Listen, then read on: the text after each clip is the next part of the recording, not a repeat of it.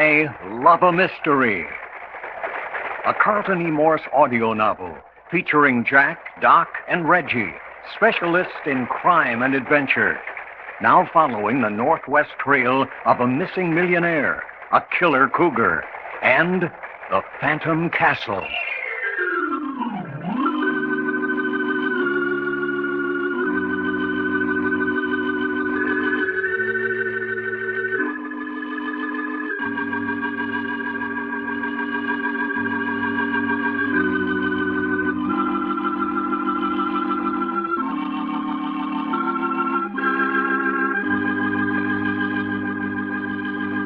This is Fred Foy introducing Jim Harmon's presentation of Les Tremaine and Tony Clay in an original Carlton Morse thriller, The Fear That Creeps Like a Cat.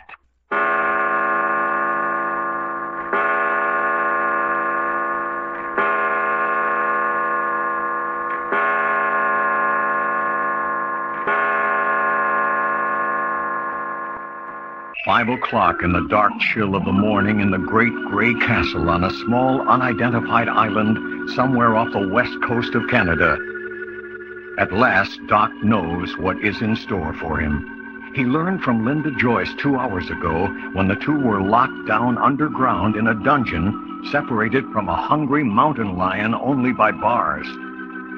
Then he learned that in 2 hours, when the last of his poker chips are gone, he's to be turned loose on the island with a hungry cougar. And his only weapon of defense will be a knife with an 8-inch blade. Now he is back in the big rooms where he's locked up with Jack and Reggie. Well, doggone it, Jack, it's the darndest thing yet. Now, sit down, Doc, and tell us what happened. Yeah? Well, it's just like I said. About 2 hours ago, while you and Reggie were still asleep... Why didn't you awaken us, Doc? Anyway, Cooper come in here and got me and took me down into the cellar. Cellar? Well, anyway, a lot of underground rooms where he keeps his mountain lion and stuff like that. Is that where the cats are? Down in the lower regions of the castle? Well, some of them is, anyway. Yeah, go on. Well, and then he opened the door, and there was Linda. Down with the mountain lions? You ain't kidding there, none, fella. And what's more, she was chained to the wall. Doc, what are you talking about? I'm a-telling you, Jack. It's just like I said. One big room with iron bars reaching from the floor to the ceiling, running down the middle of the room. On one side of the room was Linda. On the other side, a big cat with green and yellow eyes, laying on his belly, watching her and gnawing and crunching bone. And she was chained to a wall down there with that thing? For 10 hours, she told me. How was she taking it? Pretty darn bad. Honest, I don't know when I felt so sorry for anybody. She's so blamed scared she wishes she was dead right now. Well, you don't look so composed yourself. Well, if you knew what I know... Well, why don't we? What are you holding out on us for? Now, Jack, looky. You seen them 2 poker chips. That's all you have left? That's all. 2 chips, 2 hours. And you know what's going to happen to me when those 2 hours is up. Doc, you know... Yeah, Linda told me. You know what she said, Jack? You know what that little old gal said to me, Jack, down there in the black hole, scared so bad she wished she was dead? And with that cougar thing gnawing and crunching and messing with them dead bones? Oh, look here. Doc, stop it. Yeah, well, I'll tell you what she said. They're stripping me down, Jack. Stripping me as clean as a whistle. Maybe they'll leave my shoes. I don't know about that. Doc, will you listen to me? No, you listen to me. It's kind of interesting, fella. Yeah, kind of interesting. Doc, please. Yeah, when they come and get me in my birthday suit, that is all except my shoes, maybe, they're going to turn me loose out there on the main part of the island with nothing but a stabbing knife. What do you mean, turn you loose on the main part of the island? Yes, they are. And that ain't all they're turning loose out there. No, sir, you betcha it ain't. They're turning loose a nice big tawny mountain lion that ain't had nothing to eat for 10 days. That's ridiculous, Doc. It ain't ridiculous. It's just the way Linda told it to me, scared to death, wondering if that's what was going to happen to her, too. It's happened before? Yeah, that's it. That's why the other folks before us who tried to find Alexander Archer disappeared out of the world and ain't never been heard of since. Unless you count that skeleton we seen out on the island yesterday, hearing from them. Doc, listen to me. I'm scared, Jack. I ain't never been scared in my life before. I know that now. And I'm only the first. There's you and Reggie and Linda after me. Yes, of course. Doc, stop sitting there rocking like that. Get hold of yourself. Everything fixed out there so the cougar can go any place I can. Sneaking up, crawling along on his belly, his mouth a-watering. Hamburger for a mountain lion. That's all I am. Living, walking hamburger. Jack, you slapped me. I did. Yeah, I had to do that to Linda down there in the cage. You all right now? Yeah, I think so. Still got the creeping jitters. And that's exactly what Cooper's been working for. He's finally broken you down. I was being down there in the dock with that thing, cracking bones and watching, and the smell, that meaty smell. Ah, don't get started again. Are you sure you haven't been framed? Huh? Oh, what you mean? Are you sure Linda and the mountain lion weren't just a setup? That the whole thing wasn't just another of Cooper's experiments in fear? You mean Linda was faking? If you think she was, you're crazy. There ain't nobody could act like she was unless they meant it. Besides, she's Alexander Archer's niece. What's that? Yeah, she's been thrown in with Cooper so she could reach her uncle. That's why she was so interested last night when you told her Archer was here in the castle. So that's where she fits into the picture. Yeah, and that's why she's in trouble now. She got to looking around and found where Archer was being held. Just as she was getting to the room, Cooper caught her. That's something to know. But we're getting away from the subject. Right now, we've got to concentrate on you. And fella, if anybody ever needed concentrated on, it's me.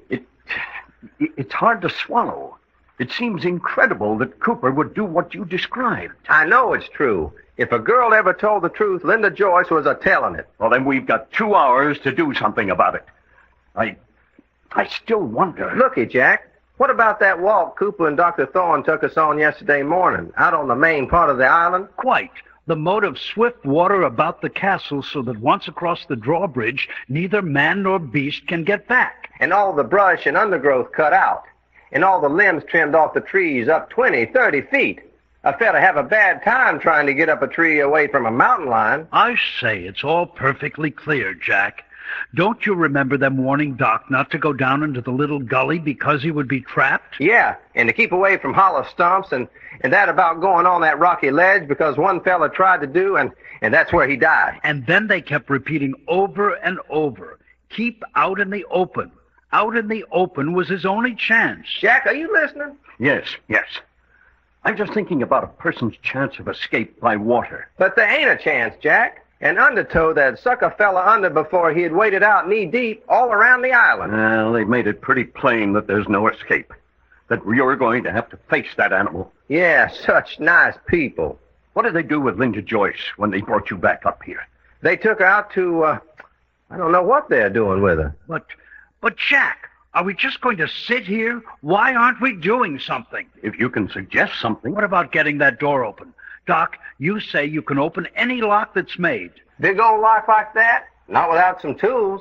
Besides, even if I could, the guard outside the door couldn't help knowing what's going on. Then the windows. Barred. And even if they weren't barred, it's a good 50 feet straight down and the moat right below. We did it in Seattle, tied the bedclothes together. The water's too swift, and the banks are straight up and down. It just won't work, Reggie. Besides, we can't cut through them bars, and that's all there is about it. But there's something, Jack. Jack, I'm not going to sit here and let them take Doc out. Neither am I. The next time they open the door, we make a break. Yeah? You mean we're going into action? It's desperate. We haven't got a chance in 1,000. What do we care about that? I feel better already. Why have we waited this long? Yeah, that's what's been the matter with me. Sitting around doing nothing. No wonder I got scared. I ain't never been scared when things is busting. What we been a-waiting for? We've been waiting for a break. The odds have been too heavy against us. Then you've thought of something? No, but there's nothing to lose now. If Doc's going out to be eaten alive by a mountain lion, he'd better die right here and now. Yeah, a fighting folks I can fight back at. I see. And if Doc goes, you and I will go next. So we might as well make a fight for it right here and now. Now you're talking, son. That makes me feel like Doc Long again. Reggie? Yes. See that oak chair over there? Why, yes, naturally. Can you smash it up? Pull it apart? Do what? Those oak legs will make just about the right size clubs to lay a man out. I get it. I'll take care of it. Hey, Jack, we're fist fighters. What we want clubs for? We want something more than fists to fight gunmen with. And if you want to tackle that wolf dog Prometheus with your fist... Oh, doggone, I plumb forgot about him. Ooh-wee, there goes a good oak chair. Don't make kindling wood out of it, Reggie. No, I'm not. Just saving the solid oak legs, though. What we gonna do? The minute the door opens, rush out and lay everybody out in sight? No. If we can pick them off one at a time before they realize. I say, here you are, beautiful clubs. Doggone. Hey, I want that one. All right.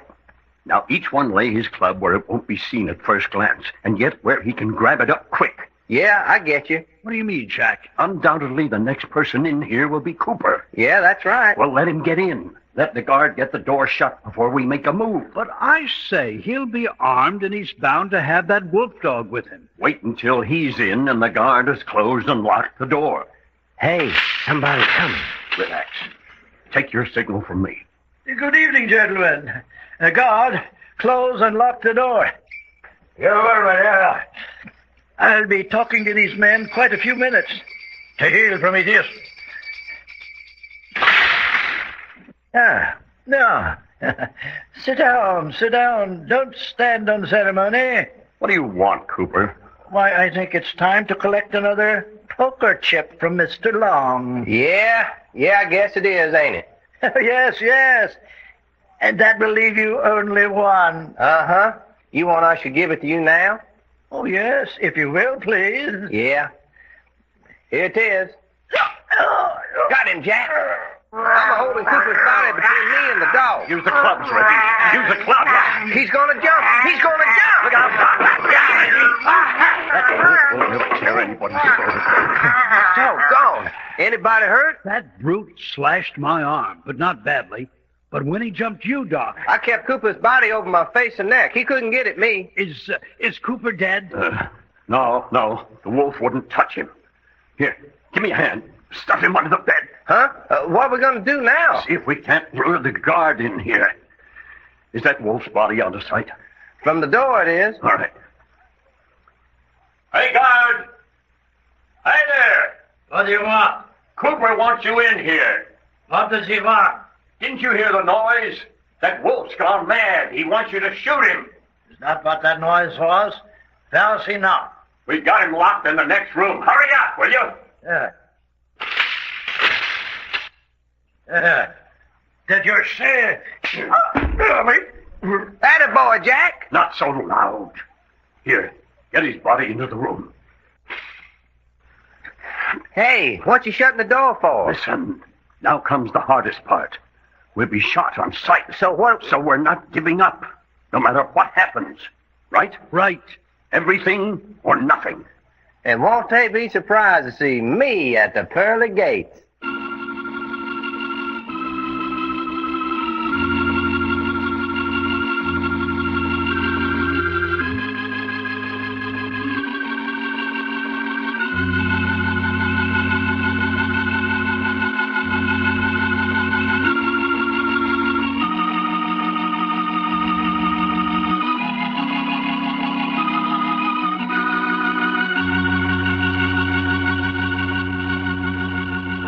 The adventures of Jack, Doc, and Reggie have come to you in I Love a Mystery. Created and written by Carlton E. Morse. Scripts copyrighted by Morsel Co. Incorporated. Produced and directed by story editor Jim Harmon. Featuring Les Tremaine as Jack Packard and Tony Clay as Doc Long. Consultants Frank Brzee and David Lloyd.